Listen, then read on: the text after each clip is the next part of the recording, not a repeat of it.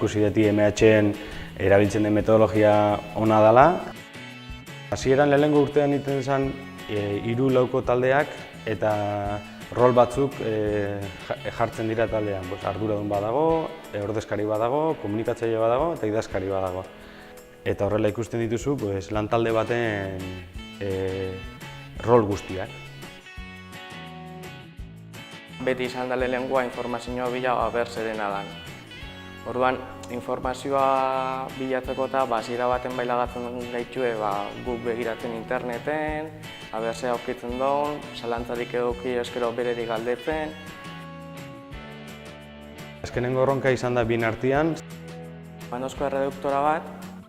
Reduktora horrek itzen dabena da abiadura bat dakazu, motorrak ematen daben abiadura bat, eta reduktora horren bidez, engranajen jokoan bidez itzen dabena da abiadura hori moteldu. Lehenengo egin genduna zen reduktora desmontau.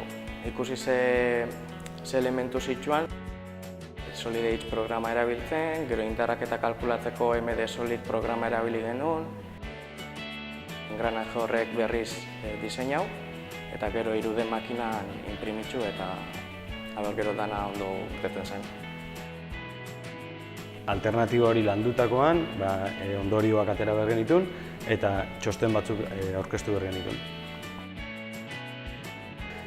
Lehenengo urtean gehien bat euskeraz egiten zen, ze azkenean gai ezberdinetako puntu ezberdinak ikusten dira erronkatan, orduan esango genuke laburpen bat bezala dela gai bakoitzana, eta bigarren urtean pixkat pauso bat aurrera emateko ingelesez egin dugu erronka.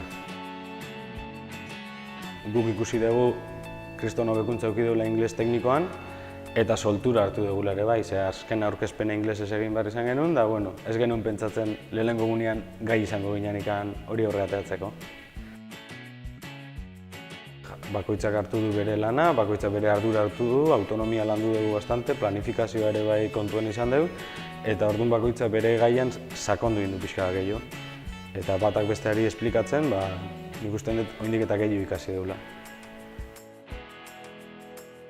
Ni kanpoan ibili naiz praktikak egiten, Belfasten ibili naiz, eta erronkaka hiltzeko lan modu honek lagundu dozena da azkenean, denbora guztixan igual nire arduradurenari edo galdezka ez ibiltzia.